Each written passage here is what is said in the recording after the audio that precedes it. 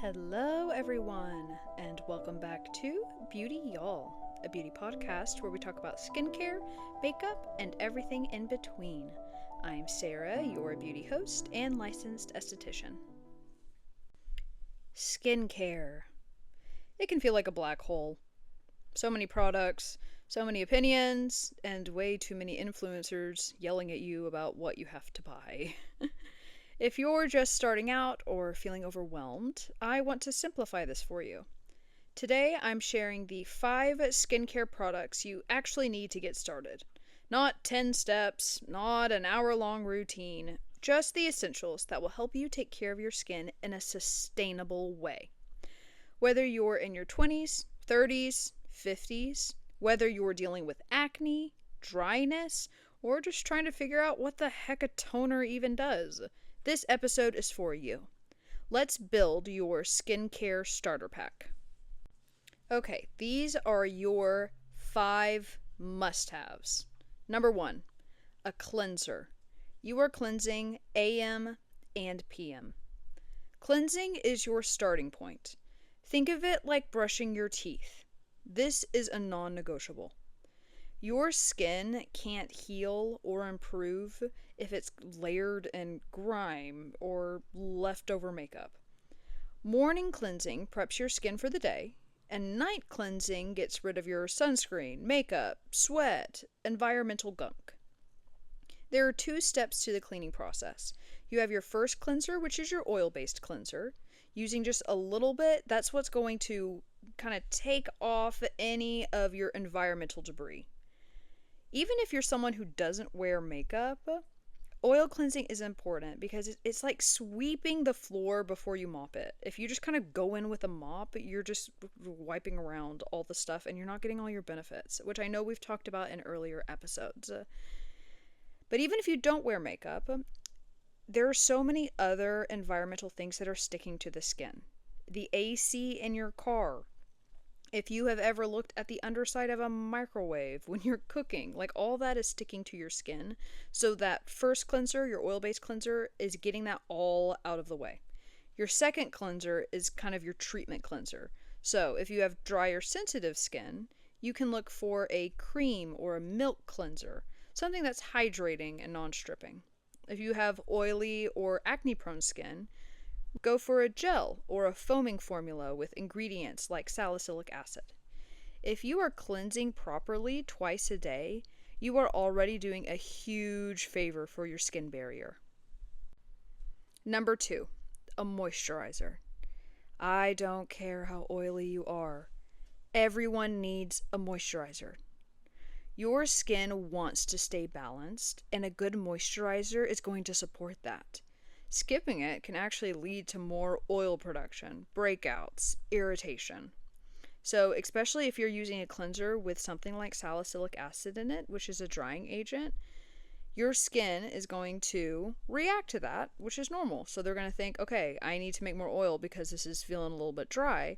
And so if you skip the moisturizer, your skin's going to be like, oh my gosh, we need more oil, and so now your skin is working overtime, and then you're going to become more oily. I think that's kind of what happened with like Proactive or Clean and Clear, where it was like a lot of alcohol-based skincare, so we were drying out, and then we weren't applying moisturizers, so then we were becoming more oily.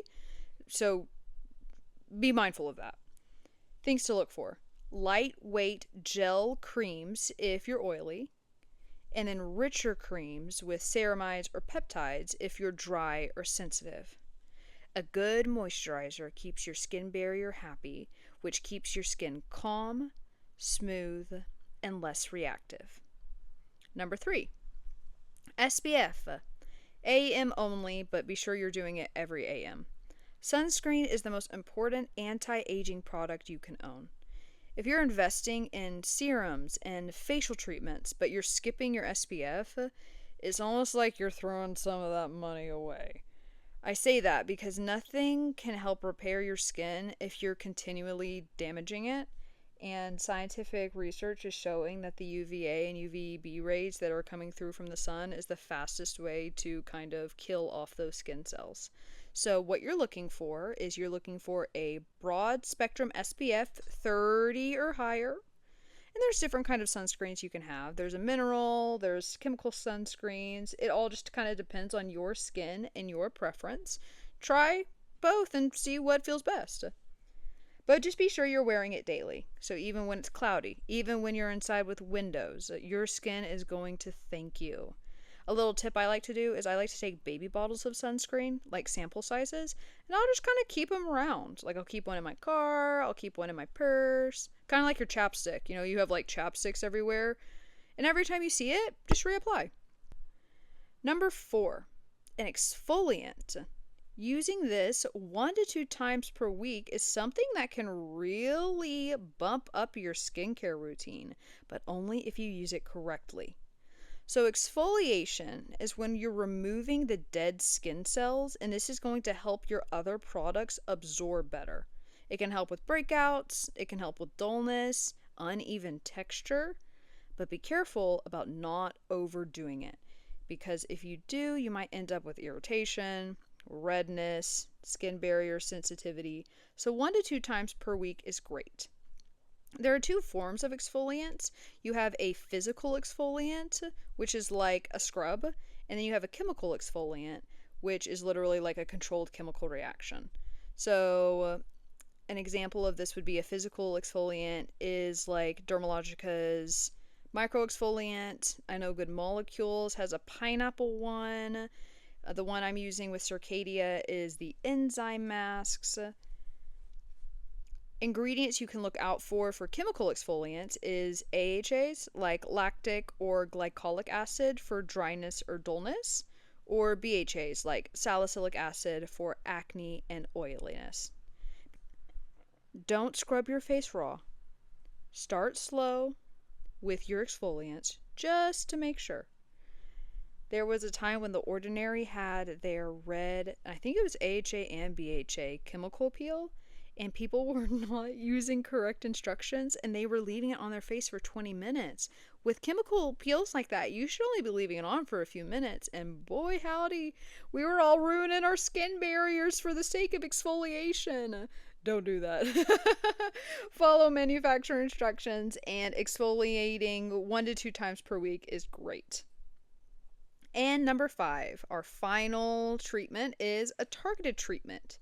So, once you've got your basics down, this is where you can play. Think of this step as choosing your own skincare adventure. Are you dealing with dark spots, breakouts, redness? There's a serum or a treatment for that. But, important, introduce one at a time. So some examples of this may be niacinamide for redness, enlarged pores, uneven tone. Spot treatments like benzoyl peroxide or sulfur for breakouts. Vitamin C for brightening, only if your skin can tolerate it. So kind of looking at your specific skin, finding out what's, one thing you want to treat. There will be some kind of specialized targeted treatment.